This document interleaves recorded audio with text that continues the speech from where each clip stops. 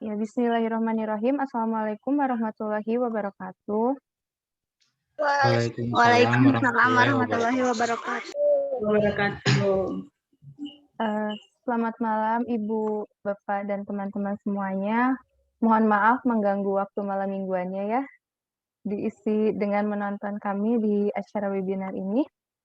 Perkenalkan, saya Rizky Wijayanti, saya sebagai host di sini. Acara hari ini akan membahas tentang semut rangrang dan manfaatnya, yang akan dibawakan oleh presenter kita, yaitu Bapak Rizky Afrizal SSI, kemudian moderatornya Ibu Ismaini Puspitasari. Adapun tata tertib yang harus diketahui adalah, pertama, untuk semua partisipan mohon untuk mem-mute-kan mikrofonnya. Kemudian nanti akan ada daftar hadir juga yang dibagikan, jangan lupa untuk mengisi daftar hadir. Dan nanti setelah acara presenter selesai, kita akan berfoto bareng dengan teman-teman dan rekan-rekan semuanya, membuka kamera ya bareng-bareng. Untuk mempersingkat waktu, saya serahkan kepada moderator kita, Ibu Ismaini. Untuk waktu dan tempat saya persilahkan. Baik, terima kasih kepada Ibu Rizky Wijayanti Esmat. Assalamualaikum warahmatullahi wabarakatuh. Waalaikumsalam warahmatullahi wabarakatuh. Selamat malam semuanya. Malam. Perkenalkan, saya Ismaini Puspitasari. Saya sebagai moderator pada kegiatan virtual koordinator training batch 9. Sebelumnya saya akan membacakan kurikulum vitae dari presenter kami. Untuk presenter kita kali ini bersama Bapak Rizky Afrizal SSI. Tempat tanggal lahir Sukabumi 27 April 1994, alamat Kampung Pamoyanan RT 003 RW 02 Cicurug. Pendidikan sarjana biologi UIN Jakarta, agama Islam, riwayat organisasi sebagai anggota Himbio UIN Jakarta periode 2014.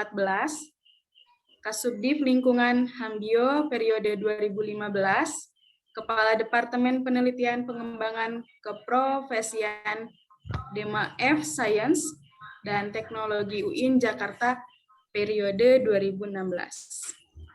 Itu mungkin CV dari Bapak Rizky sebagai presenter kita kali ini.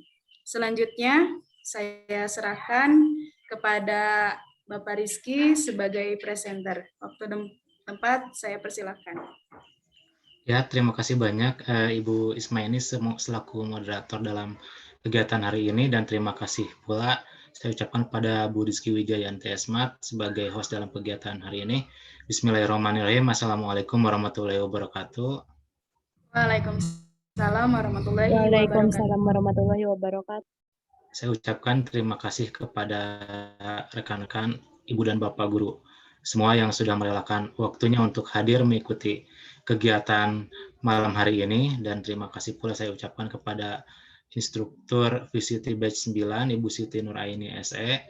Mudah-mudahan apa yang akan saya sampaikan hari ini menjadi ilmu yang bisa bermanfaat untuk kita semua. Amin.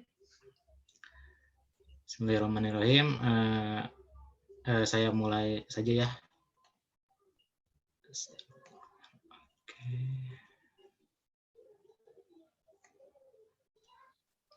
Oke.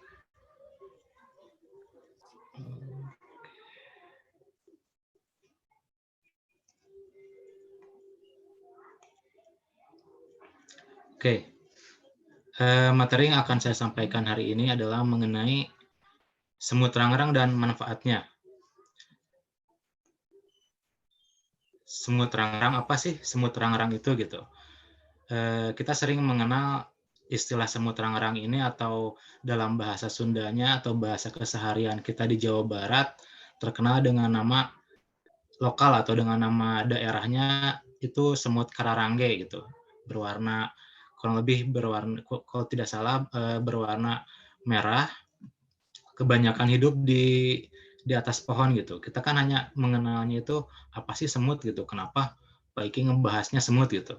Nah, hal itu yang akan saya paparkan dalam materi malam hari ini di materi VCT Batch 9 ini. Oke, kita lanjut.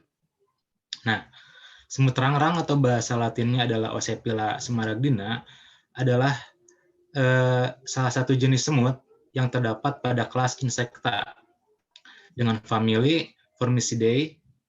Semut ini bersifat arboreal, atau arboreal itu dalam artian kata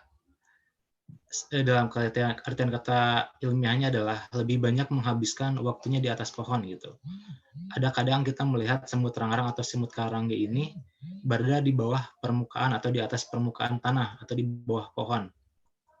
Itu hanya sebagian kecil dari kegiatan semut rangrang yang sebenarnya aktivitas hariannya itu lebih kompleks dari apa yang kita tahu selama ini gitu. Kemudian hal yang unik dari semut rangrang ini adalah sarang semut memiliki ciri khas yang berbeda dengan semut-semut yang lain gitu. Pada umumnya kita sebagai orang awam lebih melihat semut yang ada di sekitar kita itu lebih banyak bersarang di dalam tanah atau di dalam pohon, berbeda dengan semut rangrang yang akan kita bahas. Nah, kemudian persebaran semut rangrang ini berada di Asia sampai dengan Afrika. Sangat begitu luas daya penyebarannya itu gitu. Kemudian konsumsi dari si semut rangrang ini dia berbeda dengan semut-semut yang lain.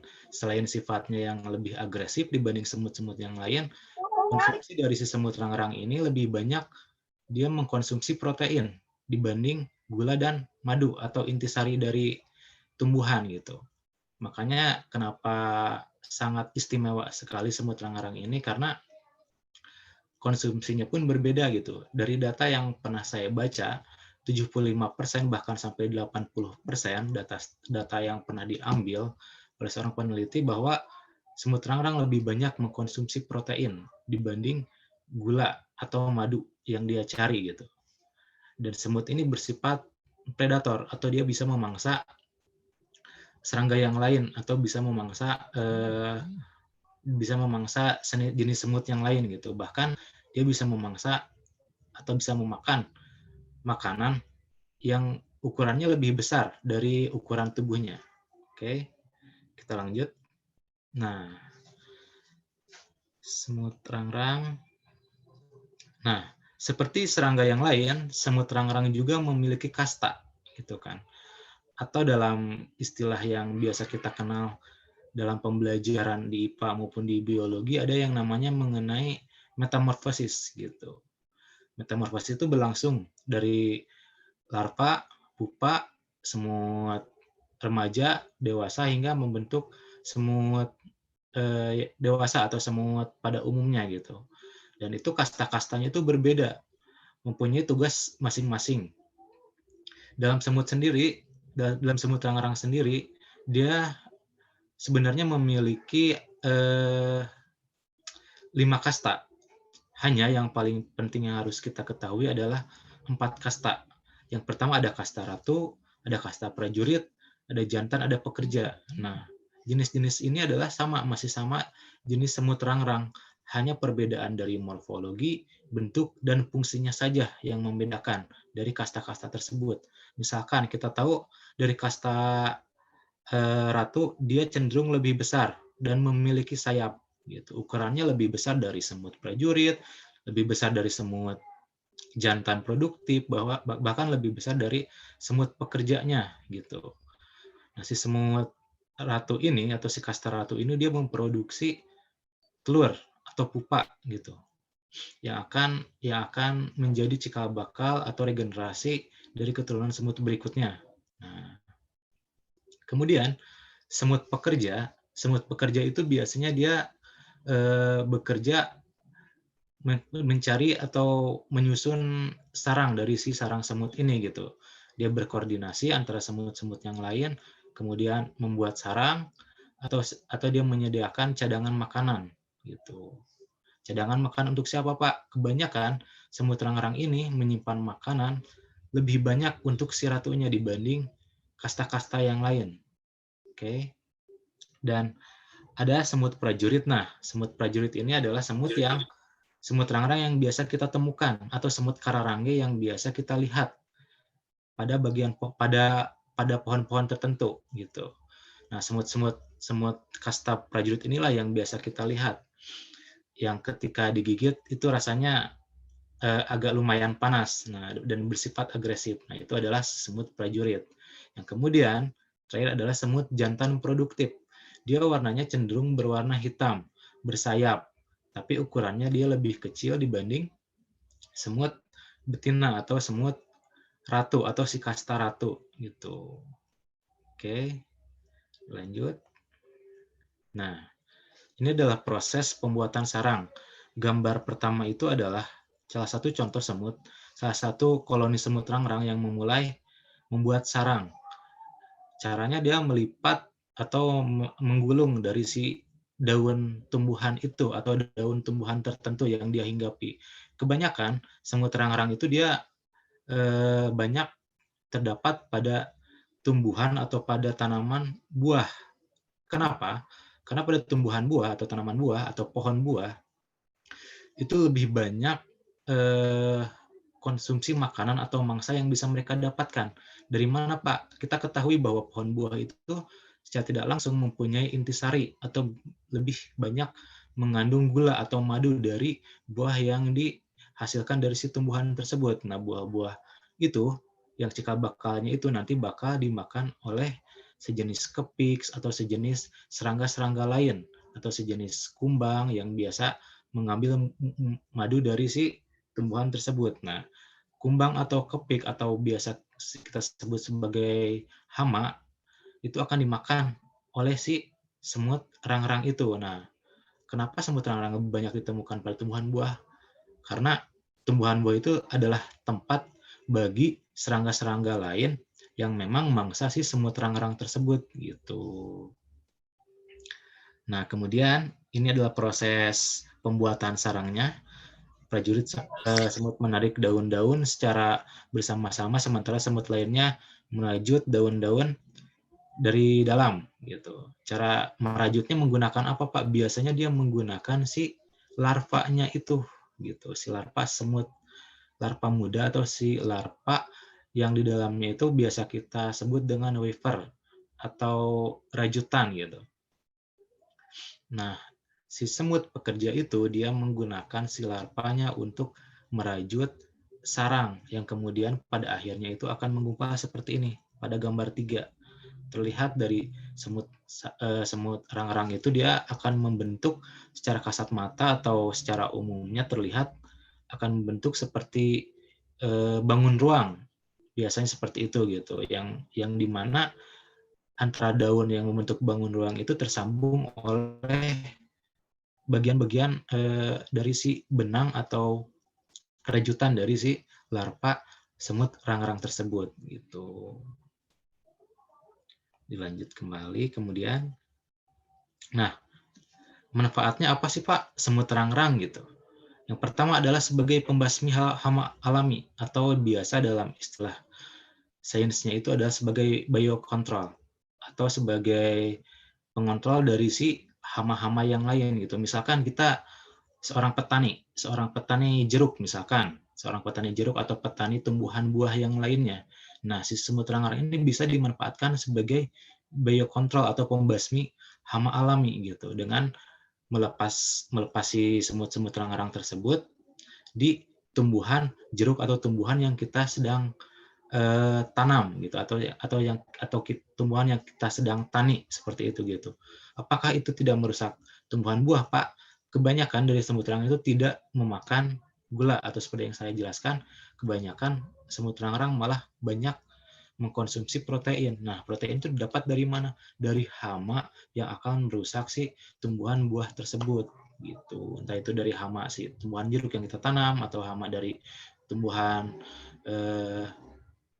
semangka atau tumbuhan rambutan yang kita tanam gitu. Dan biasanya banyak penelitian yang mengemukakan bahwa semut rangrang ketika ada pada bagian tumbuhan atau pada tumbuhan tertentu, maka tumbuhan buah tersebut memiliki kualitas buah yang lebih manis. Karena apa? Karena intisari dari si buahnya itu akan tetap terjaga gitu. Terjaga dari mana? Karena si hamanya telah dibasmi oleh atau telah dimangsa oleh si semut rangrang tersebut gitu. Yang kedua, semut rangrang sebagai dekomposer. Dekomposer itu apa, Pak?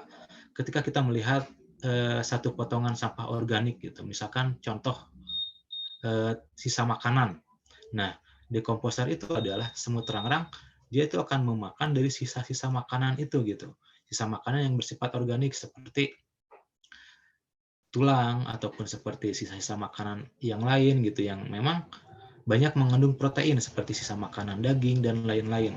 Atau dia bisa mengkonsumsi bangkai atau sisa makanan atau misalkan daging-daging yang ada di sekitar kita gitu, atau biasanya ditemukan pada hampir setiap tempat yang memang banyak sampah organik berupa protein, entah itu protein dari hewani atau nabati. Nah, seperti itu biasanya. Nah, ketika diproses oleh si semut rangrang itu, maka akan terjadi peleburan gitu, akan memudahkan terjadi peleburan atau memudahkan terjadi pemupukan. Nah, itu salah satu fungsi dari si semut rangrang sebagai dekomposer. Kemudian yang terakhir adalah fungsi semut rangrang itu salah satunya pada bagian larva yang biasa dijadikan sebagai pakan atau dalam bahasa awam larvanya itu biasa dimanfaatkan sebagai pakan burung, sebagai bahan untuk memancing atau biasa kita sebut kroto. Nah, ini bisa dimanfaatkan gitu. Jadi secara alamiah atau secara lingkungan semut rangrang ini sangat bermanfaat sekali, walaupun secara kasat mata kita tidak pernah melihatnya secara langsung. Tapi setiap tumbuhan atau bahkan semut rangrang ini memiliki fungsi pada ekologisnya sendiri, atau biasa disebut mempunyai fungsi pada relungnya sendiri, seperti itu gitu. Dan itu masuk pada mata rantai makanan atau pada rantai kehidupan yang ada dalam kehidupan kita gitu, walaupun memang secara tidak langsung tidak saling antara manusia dan semut rangrang tidak saling berkesinambungan, tapi akan ada efek yang ditimbulkan untuk itu. Mungkin hanya kita yang memang tidak atau jarang menyadari hal itu terjadi gitu. Oke. Ada sedikit video sebentar.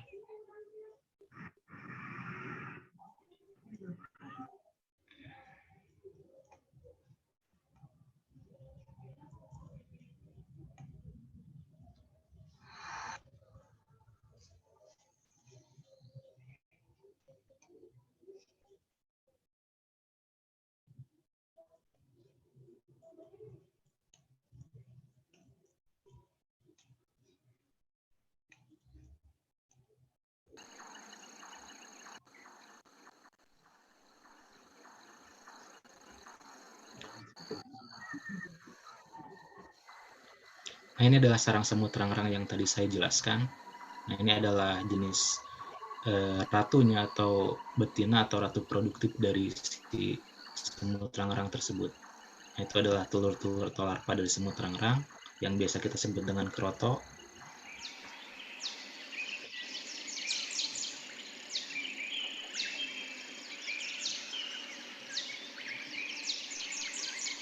Nah, ini adalah proses pembuatan sarang dari si semut rangrang. Nah, para pekerja dan para prajuritnya bekerja sama untuk menyambungkan dan merajut antar daunnya hingga terbentuklah sebuah sarang.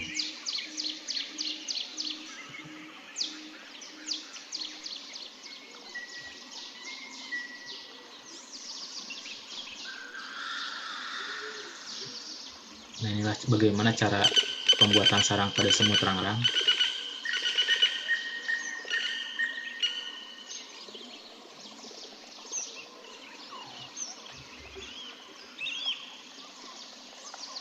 Nah, ini adalah jenis kepik atau serangga hama gitu. Nah, mereka sedang mengkonsumsi atau sedang memangsa serangga tersebut.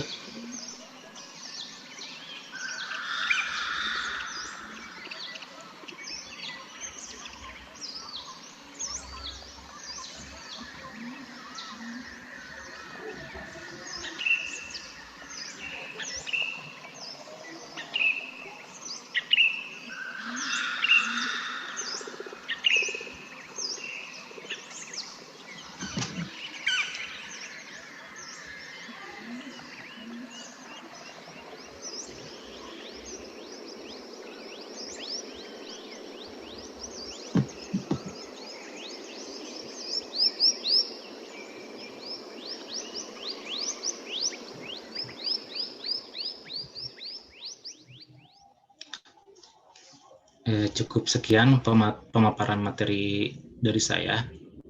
Saya kembalikan pada moderator.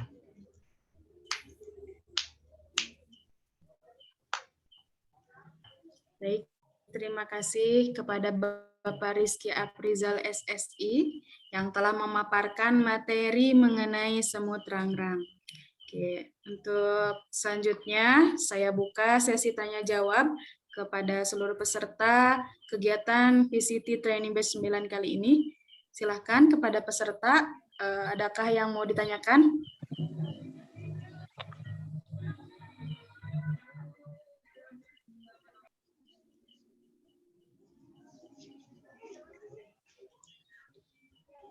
Ya, silakan Bu Iwin, ada yang ditanyakan? Ya, baik. Mohon izin bertanya ya. Iya, Bu. Unik sekali memang materinya mengenai pembahasan semut rangrang ya. Tadi mungkin dari Bapak Rizky sebagai presenter menerangkan tentang semut rangrang yang ada manfaatnya tentunya begitu kan ya. Makanya membahas tentang semut rangrang. Kan tetapi kalau yang Ibu hadapi gitu ya dalam kenyataan sehari-hari, kita itu selalu sebetulnya sangat direpotkan dengan namanya semut, selain jenis semut rangrang ya. Bahkan kita tuh bingung gimana cara membasminya gitu kan. Banyak semut yang kadang yang kecil, kemudian juga semut-semut yang memang agak sedikit besar tapi hitam gitu ya. Nah itu mungkin bagaimana ada gambaran nggak dari Pak Rizky mungkin ya, selain semut rangrang itu menghadapi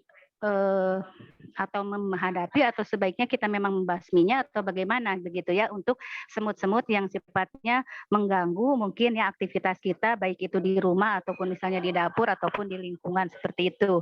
Itu mungkin dari saya seperti itu aja pertanyaannya. Mohon untuk penjelasannya. Ya, Bu. Terima kasih banyak, Bu. Sangat bagus pertanyaannya gitu. Kalau misalkan bagaimana cara mengusir si semut-semut gitu kan.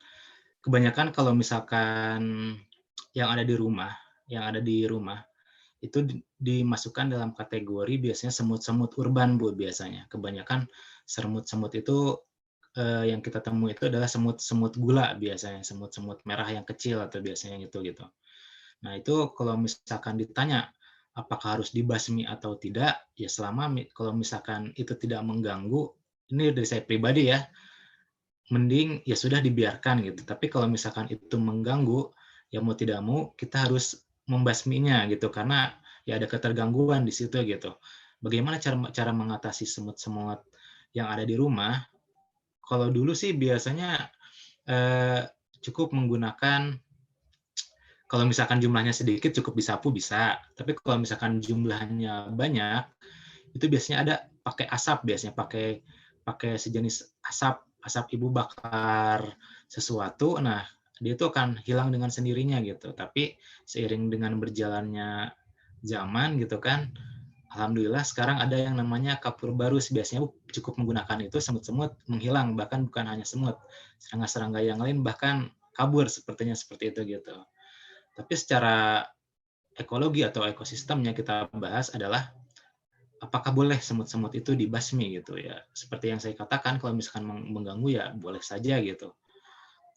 Tapi kalau misalkan dilihat dari segi ekologinya sebenarnya ada fungsinya gitu. Karena secara natural semut-semut itu datang karena dia mencium suatu makanan atau suatu naluriahnya gitu yang memang dia membutuhkan itu gitu. Kalau kita membasminya, kalau misalkan dibasmi dalam satu rumah ya tidak menjadi masalah, tapi kalau misalkan dibasmi serentak gitu Bu, serentak di satu daerah atau satu kecamatan, satu provinsi gitu kan, dibasmi ini semua serentak semut-semut jenis ini gitu, maka itu kalau misalkan kita lihat akan terjadi atau akan menjadikan bahwa perbedaan nanti bakal ada seperti ibaratnya ada rantai atau ada siklus yang hilang di situ gitu. Makanya biasanya bakal terjadi fenomena-fenomena alam yang lain, entah itu nanti si predator si semutnya itu yang akan hilang, atau mangsa-mangsa si semutnya itu yang akan lebih merugikan kehidupan kita gitu. Seperti contoh, bukan kasus semut sepertinya memang beda gitu dari kasus semut ini. Seperti contoh dari beberapa daerah yang kita pernah saksikan di berita kan ada membeludak serangga yang lain, misalkan ulat. Di satu daerah dia banyak sekali ulat gitu, tiba-tiba di kampung tersebut banyak ulat. Nah, itu ada kemungkinan disebabkan karena si predator pembunuh ulat itu telah habis atau telah dimusnahkan gitu, atau banyak di ibaratnya ya ada rantai yang diputus gitu. Atau dalam satu daerah tertentu banyak belalang yang kenapa ya dalam satu daerah itu jadi banyak belalang ya, karena mungkin si predator atau si pemangsa dari belalang itu ya dimusnahkan atau disedikitkan populasinya, sehingga populasi si lebahnya itu membludak. Nah, mungkin kalau misalkan semut-semut itu dihilangkan, ya mungkin akan ada pelonjakan populasi yang lain yang kita mungkin tidak tahu gitu, atau misalkan dalam skop tidak terlihat secara kasat mata, ya bisa ada kemungkinan terjadi ke situ gitu. Itu dari segi ekologinya gitu yang saya ketahui. Gitu, Bu. Baik, Pak Rizky, terima kasih atas pemaparannya. Baik, Semoga terima kasih. Cukup.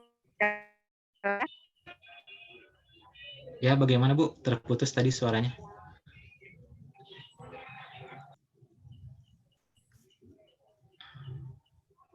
saya rasa cukup ya.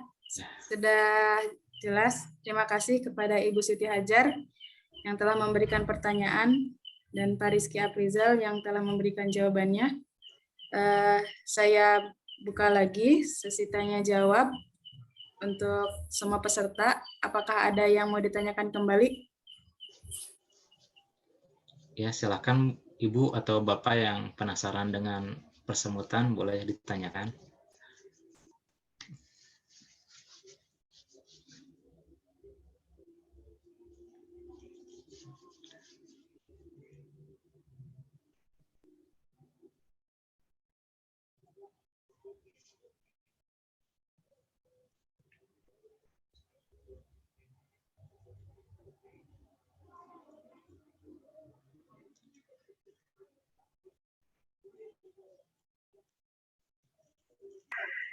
Pak Rizky, saya mau bertanya. Ya, silahkan. Silakan. Tadi kan di semut itu ada kasta-kasta ya, ada ratu, prajurit, Ya. seperti itu. Nah, itu tuh ditentukan dari apa sih Pak gitu? Atau misal yang sekarang jadi ratu, dia akan mewarisi keturunan dan tahtanya, nanti anak-anaknya juga jadi ratu gitu, atau bagaimana? Terima kasih. Ya, paham. Oke. Jadi kan pada Bapak Rizky. Ya, oke. Nah, jadi kalau misalkan yang ditanyakan mungkin bagaimana sih cikal bakal yang bakal nanti jadi ratu, yang prajurit, nanti jadi pekerja, mungkin seperti itu ya Bu Rizky ya. Jadi kalau misalkan, jadi sebenarnya misalkan nih si betinanya itu bertelur gitu, memang untuk spesifikasi yang nanti bakal menjadi ratu itu jumlahnya tidak banyak biasanya.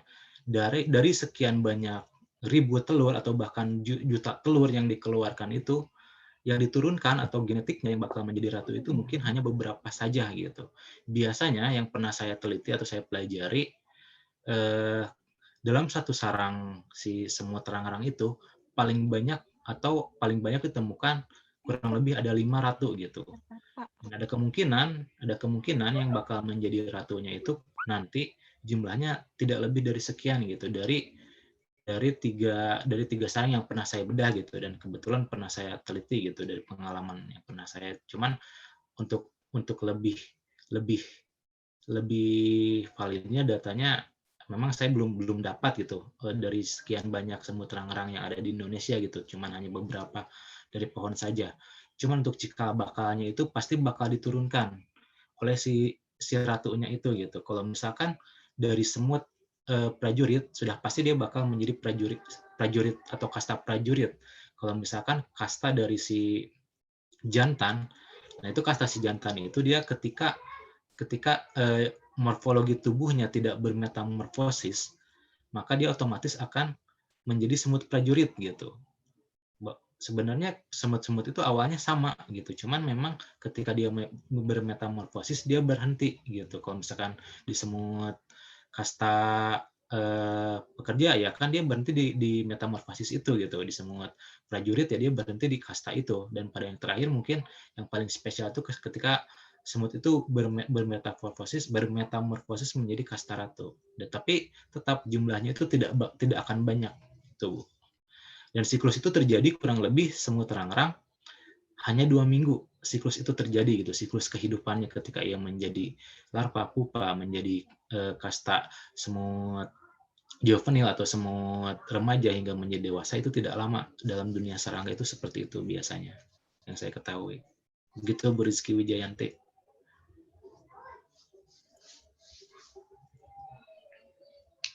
Terima kasih kepada penjelasannya Bapak Rizky Aprizal dan atas pertanyaan yang telah diberikan oleh Ibu Rizky Wijayanti. Masih ada waktu untuk pertanyaan. Mungkin ada lagi yang mau bertanya, saya kasih kesempatan 1 orang lagi untuk bertanya.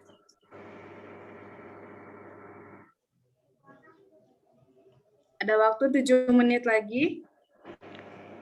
Baik, mungkin Bu Is masih bisa bertanya ya. Tadi unik sekali bisa. gitu ya. Ya, Bu. Ya tadi unik sekali gitu ya Pak Rizky, ada semut yang ratu dengan yang prajurit gitu ya. Terus itu bisa tahu mana ratu mana prajurit gitu ya. Itu dari mana itu Pak Rizky? Kemudian juga kok bisa sampai sedetail itu gitu kan ya, kita dari dari habitatnya gitu kan. Mereka bahwa memang itu ratunya dan itu prajuritnya begitu ya, seperti itu. Bisa gimana tuh Pak? Ada tahu nggak ciri-cirinya? Oh dia tuh si ratu gitu, dia itu si prajurit gitu kan? Ya. Ya Bu ya. Itu mungkin. Ya, boleh. Jadi begini Bu. Nah, jadi buku ini itu buku saya ambil dari buku Van Melle. Jadi Van Melle ini dia khusus memang membahas tentang Wyvern atau si semut rangrang, atau dalam bahasa Latin Sapila smaragdina, atau dalam bahasa lokal kita semut kararangge gitu. Dari kenapa bisa saya bisa menyebutkan itu semut ratu, semut jantan gitu. Itu dari perbedaan morfologi atau bentuknya Bu gitu. Kenapa saya bisa tahu gitu? Selain baca di sini juga dulu saya pernah melakukan penelitian ini Bu di kampus gitu. Saya lakukan penelitiannya gitu kan. Saya bongkar satu sarang. Setelah saya bongkar, saya lihat di mikroskop. Perbedaannya itu memang terlihat gitu bahwa perbedaan dari si semut rangarang itu ya yang paling besar yang saya tampakkan di layar share ini, yang paling besar itu yaitu si semut ratunya gitu, yang memang terlihat seperti apa yang dijelaskan pada buku Van Melle mengenai semut rangarang ini gitu. Yang paling besar dari segi morfologi atau bentuknya dan bersayap, nah itu adalah si semut ratunya. Dan pada ukuran yang lain atau yang biasa kita lihat di lapangan atau yang biasa kita lihat di pohon-pohon buah yang lebih agresif gitu kan, dipegang dikit ngigit gitu kan, itu kebanyakan adalah semut prajuritnya Bu gitu. Sedangkan untuk semut pekerja dan semut jantan dia jarang terlihat di permukaan. Dia lebih banyak menghabiskan waktu hidupnya itu di dalam sarang gitu. Ketika dulu saya membongkar sarang semut rangrang ini, saya kaget Bu melihat bahwa ternyata di dalam semut rangrang itu warnanya nggak cuman merah, nggak cuman warna merah kecoklatan, di dalamnya itu ada berwarna hitam. Dan ketika saya lihat di literatur, ternyata yang berwarna hitam dan bersayap itu adalah semut jantan produktif yang nanti bakal membuahi si semut-semut betinanya. Seperti itu Bu. Share screen-nya kelihatan Bu? Terlihat jelas. Ya, kurang Ya, lebih terima seperti kasih. itu Bu. Terima kasih, cukup jelas ya Pak Rizky.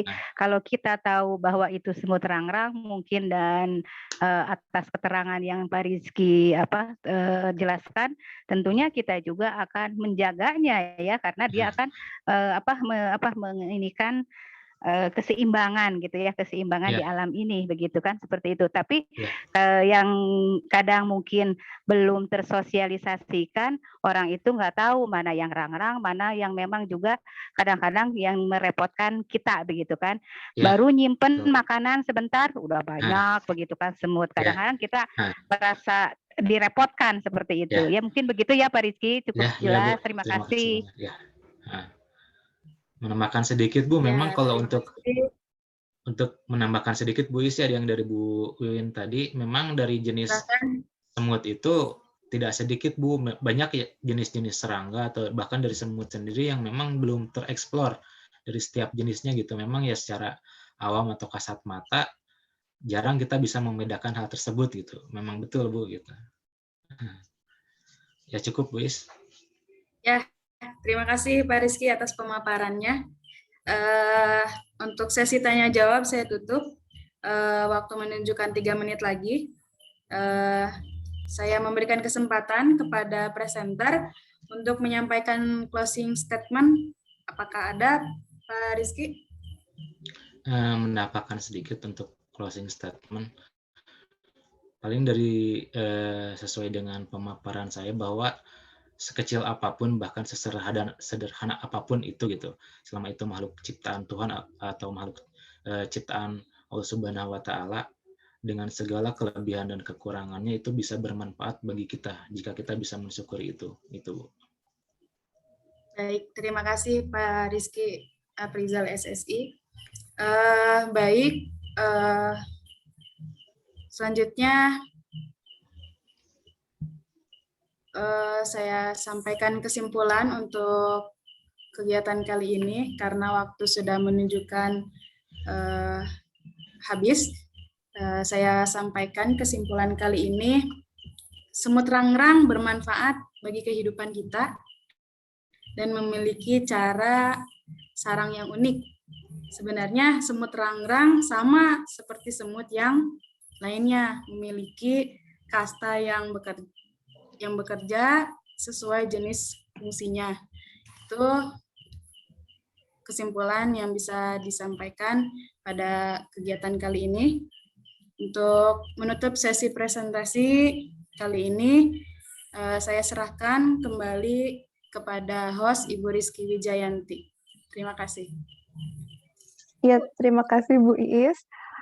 Ya, untuk para peserta dimohon untuk membuka kameranya, kita foto bersama dulu. Boleh?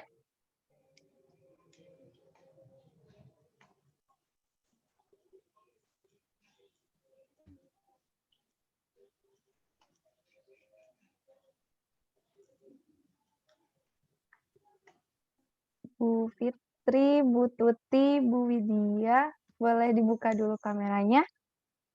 Kang Suha, Widya Lestari, Bu Ristanti, Putri Apriliani, Pak Hamdani.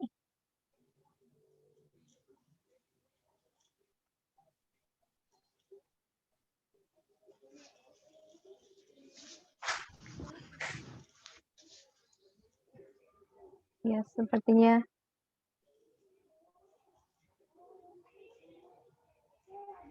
ya mungkin segini dulu aja ya.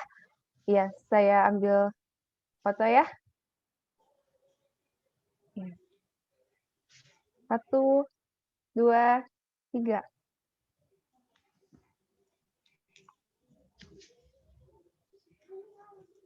Sekali lagi. 1, 2, 3. Ya. Terima kasih banyak kepada Bu Ismaini dan Pak Rizky Aprizal yang telah memaparkan materinya yang sangat luar biasa. Bagaimana rekan-rekan? Materinya seru? Alhamdulillah. Alhamdulillah. Alhamdulillah ya. Sesi 1 sekarang sudah berakhir, sudah selesai. Saya tutup acaranya. Terima kasih banyak yang telah hadir. Wabillahi taufiq wal hidayah. Wassalamualaikum warahmatullahi wabarakatuh. Waalaikumsalam warahmatullahi wabarakatuh.